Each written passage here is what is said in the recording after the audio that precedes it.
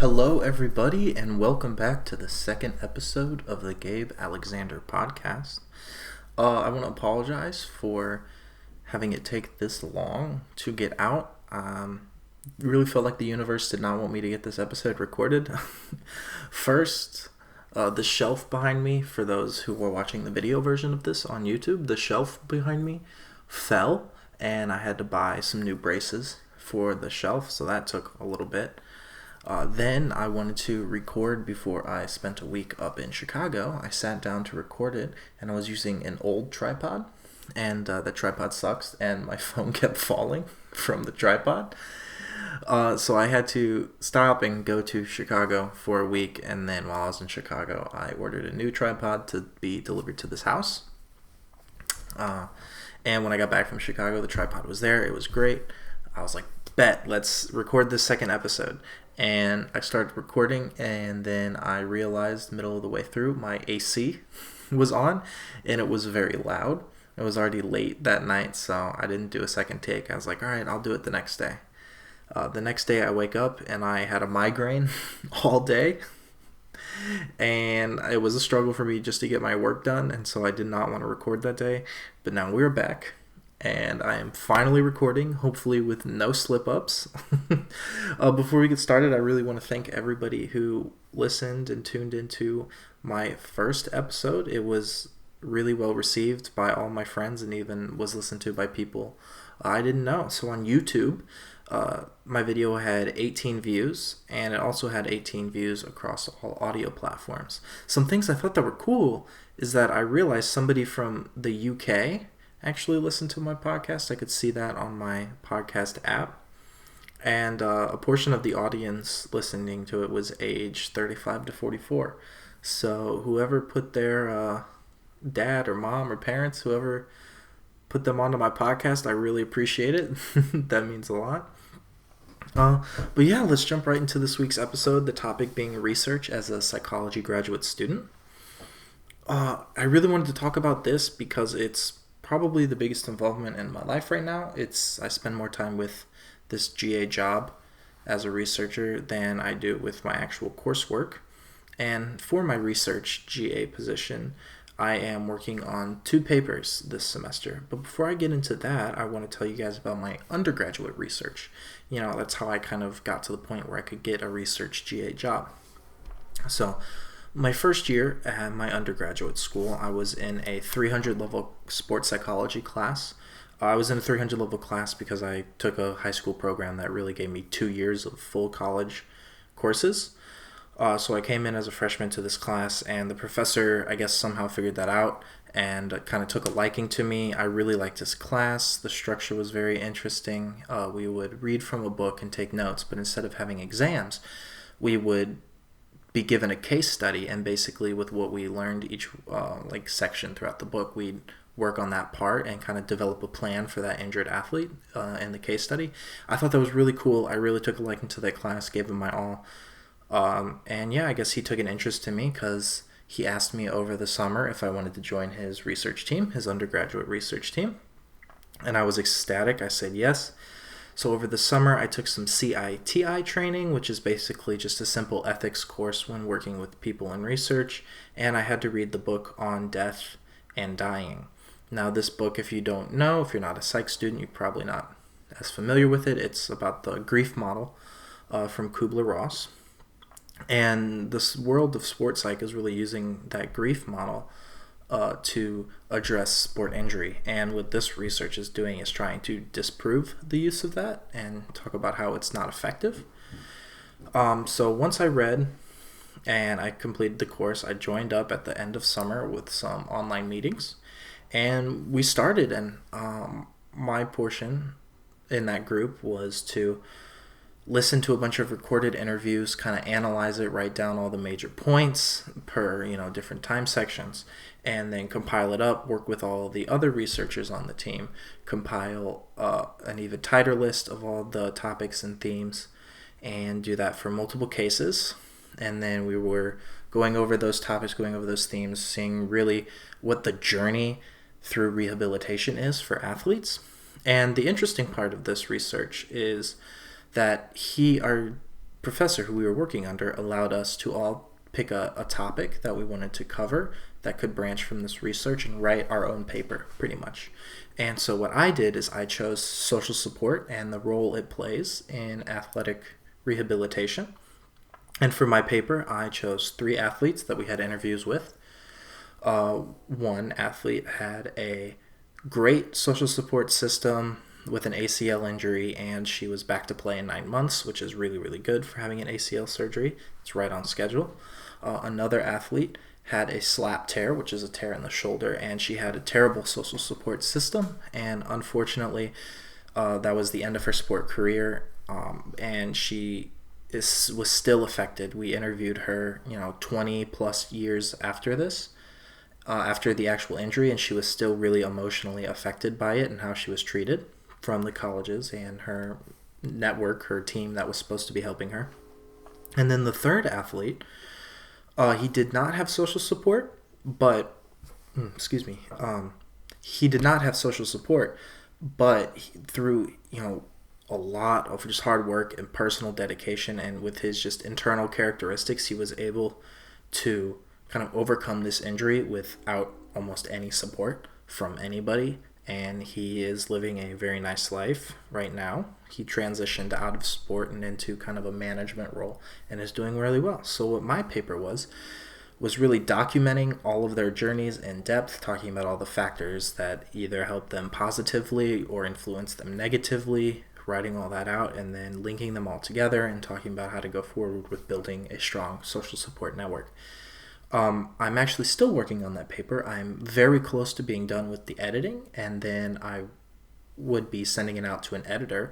Sadly, this is brand new information. I just found out that the professor I was working with, he is actually a professor and getting certification to leave academia and work in private practice. So he's got clinical internships, and he has put all his research on pause. And I really don't know what that means for me, because obviously he's a major co-author, might even be the primary author of that paper that I'm writing, because it is really his research initiative. And I sent an email. I'm waiting to hear from back, but hopefully that all works out well. I can either work on it individually, or if I have to put everything on hold until he's done with his clinical internships.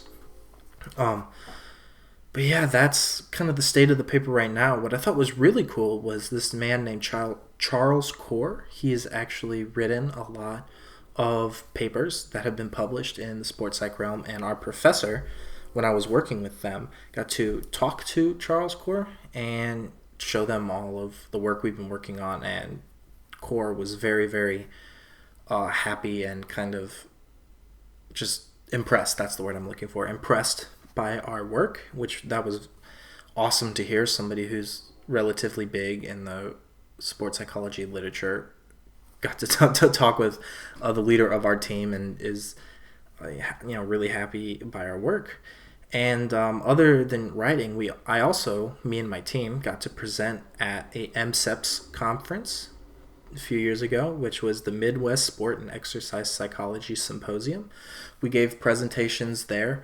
The presentations went really well. All of our research was well received, and I even met some people from Ball State University, which is actually where I go to graduate school right now. I met them at the MSEPS conference. So that was it flowed really nice into where I am now here at Ball State, which then leads me to the research that I'm doing as a graduate student. Now, I did not initially intend to be a research graduate assistant. I was applying for any GA I could possibly get. Sadly, I probably did 5 or 6 interviews that I didn't get the GA for. It either just didn't fit with their schedule, or they found somebody more qualified. However, one of the last interviews I gave was for a professor who never had a GA before, had a lot that she wanted to get done with her GA.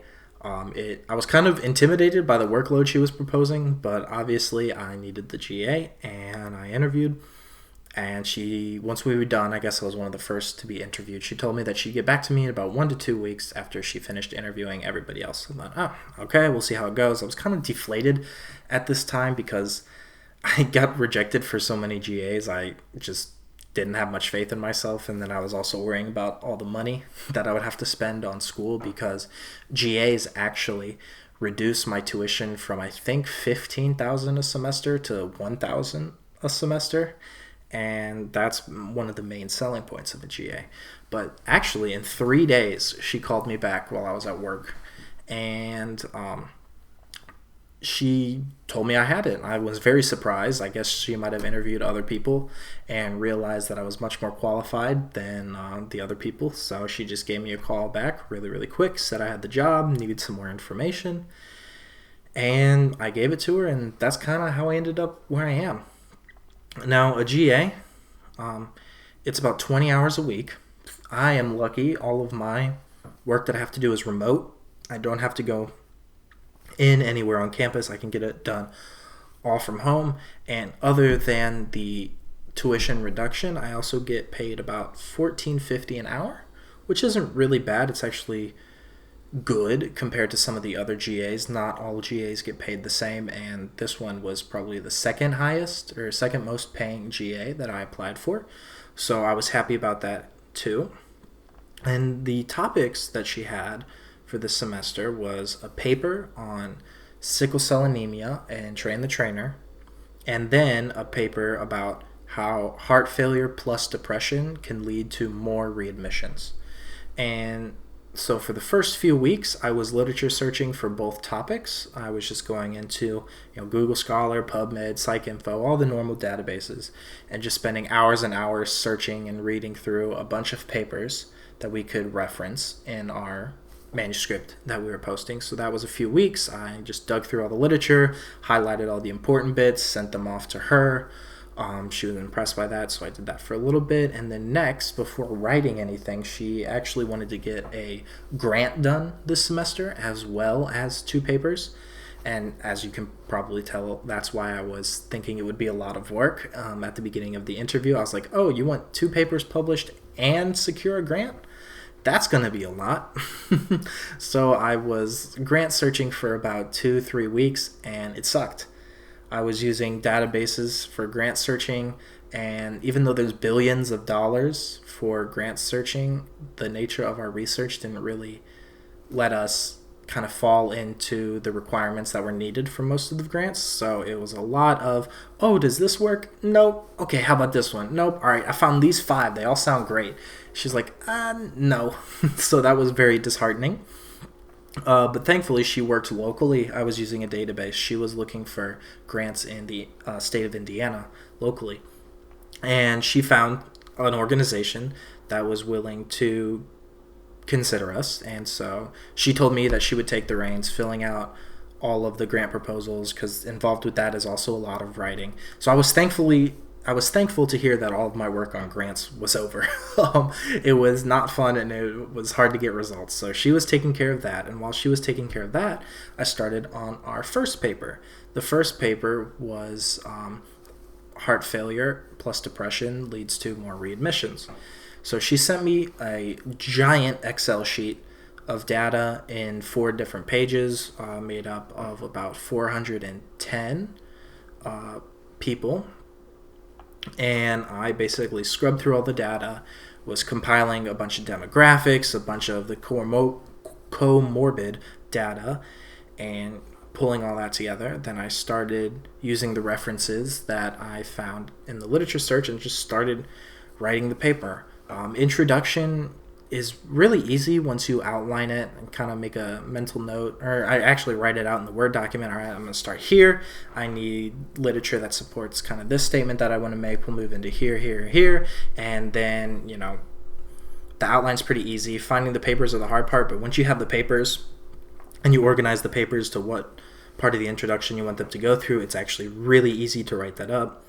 Methods, because I didn't personally conduct the study, I got methods from her, and then I just had to make it look pretty. She kind of just told me everything they did, and I had to make it pretty and make it sound professional, put that into the paper. And then I started running statistical tests on all the data that I compiled. And unfortunately, our data is not consistent with all of the other literature about this. For some reason, our data found that people without depression were actually getting readmitted to the hospitals more often than those with heart failure and depression from our sample. I thought that was very weird. Sent the data off to her. She's like, yeah, this is weird, but we got to talk about it. That's what this paper is turning into now. I was like, okay, sure. So that was kind of hard. I, did all the annoying writing about all the statistical tests, all the stuff I did, and then I move into the discussion section and pretty much just talk about why our results might have shown what they did. Really, 410 sample size is not that big for a problem this broad and this prevalent. So, and it could be the fact that we got data from one hospital in Indiana, not multiple hospitals.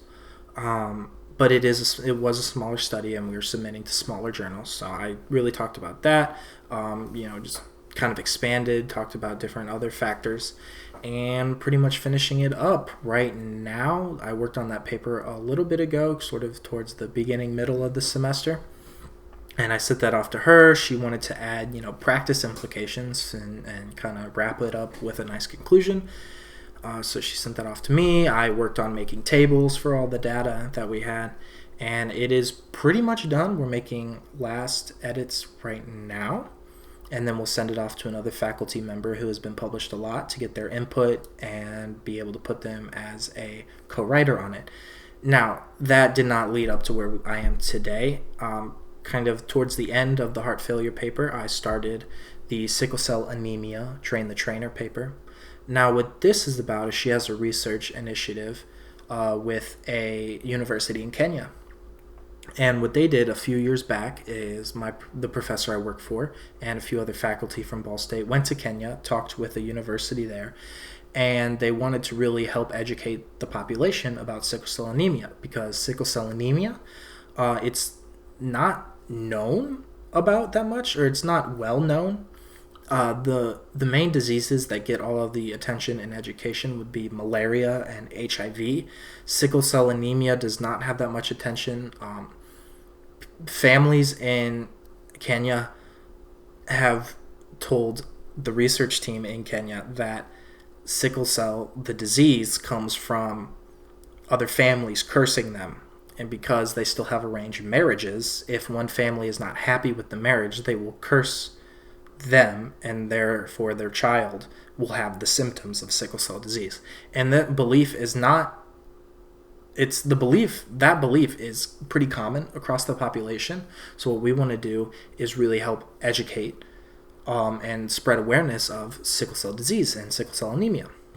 So what they did is the faculty from Ball State, they went to Kenya, and people at that university, they trained them in how to give presentations and really disseminate knowledge, and educated them a bit. And what those trainers now do from the Kenyan university is they go out to more remote areas and they give presentations and hire more people and train them to give other presentations. So it's kind of like a spreading effect. That's what we call train the trainer.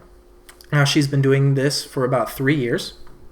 It's going pretty well. Unfortunately, she was not able to travel to Kenya this summer because of COVID.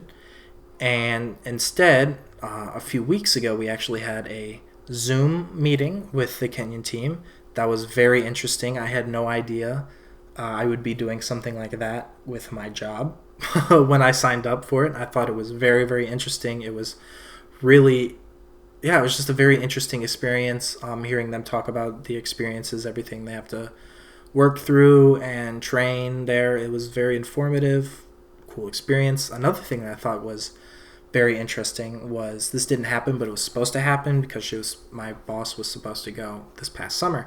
She was supposed to go to Kenya and actually talk with the education and health ministry there and let them know about our project and see if we could get support from them, which I think is insane. Because I'm at Ball State University. It's not well known, really, for anything. It's not a very popular university. It's a university in the middle of Indiana.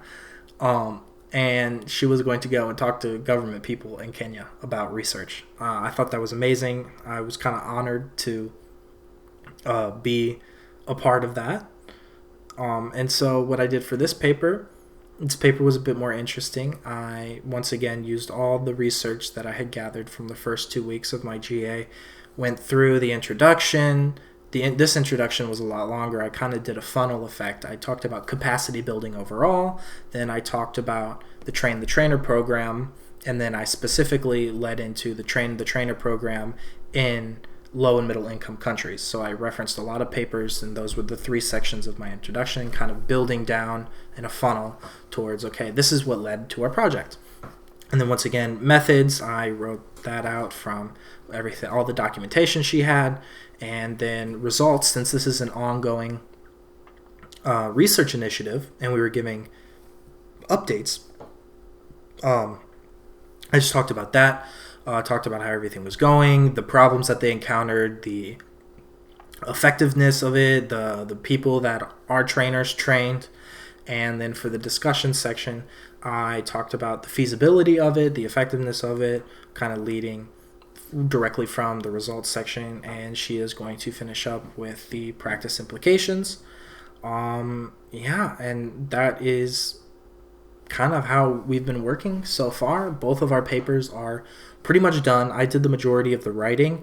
However, I mean, that's not all the work. I got an easy part. I'm just doing all the writing, and I had to search for some data, but they did, all the hard work of going and getting the data and setting up the study.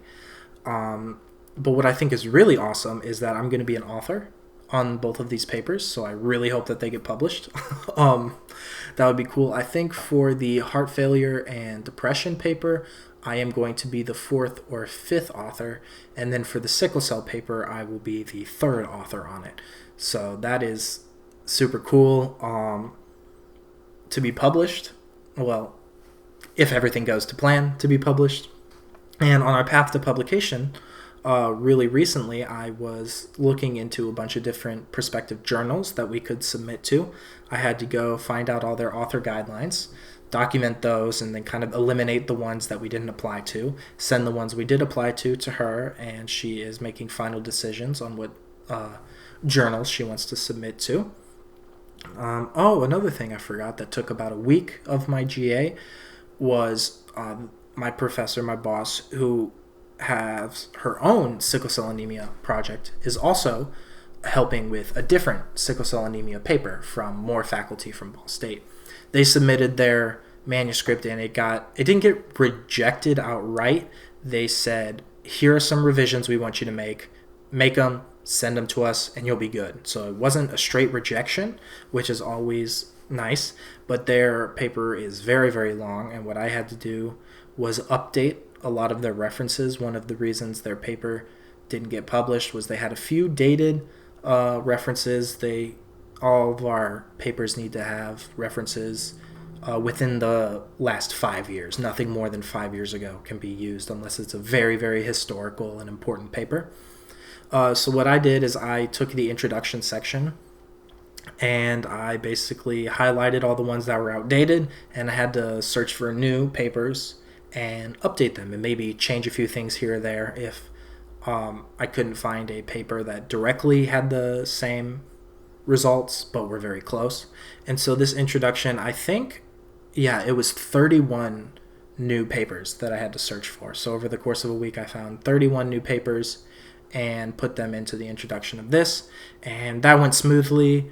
Like I said, the turnaround was a week, and then I resumed right back into the sickle cell anemia paper.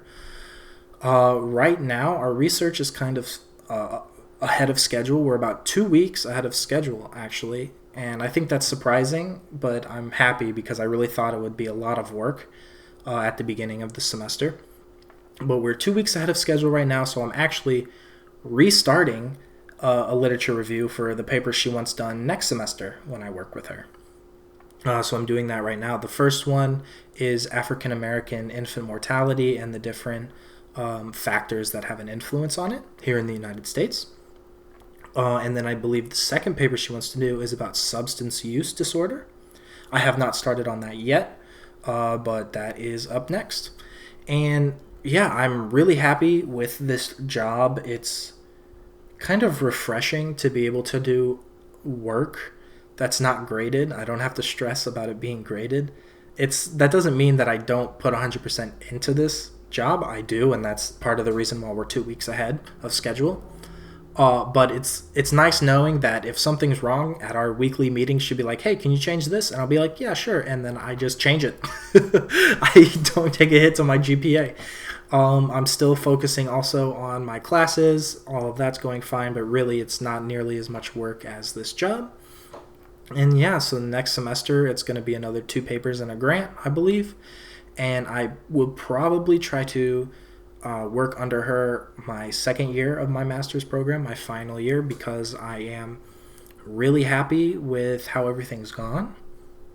And it's remote, it's real nice, pays pretty well. The only thing that might make me switch to a different GA is that she works for the School of Nursing and I'm in a sports and exercise psychology major. So if I find a sports and exercise psychology GA that also pays well, or a neuropsychology related GA, because that's what I'm going to get my doctorate in, I decided that recently. If one of those 2 options come up and pay well, I might interview for those, but I'm not even near the point where I need to start looking for other GAs. We still have the rest of the academic year. One thing, though, that kind of sucks about this GA, okay, it doesn't suck, but some of my other first years who I know and I've talked with, their GA, they have an office on campus. I don't. I really want an office. That would make me feel so professional. I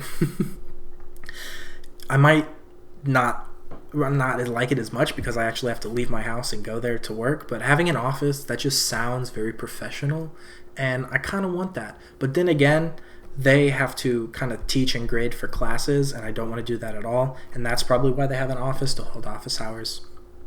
Even though it's going to be online because of COVID, I don't know. They have an office. I'm a little salty about it, but hey, I get paid more, so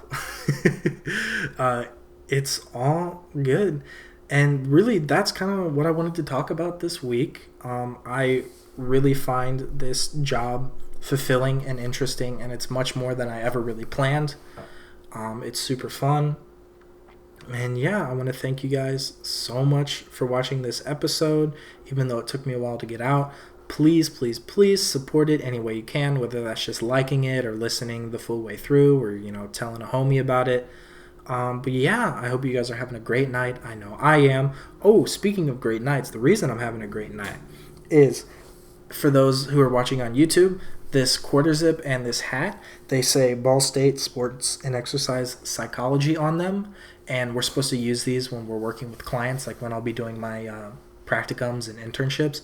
And this makes me feel very professional, just like the office. So I was excited to get those. But yeah, other than that, take care of yourself. Good night, guys.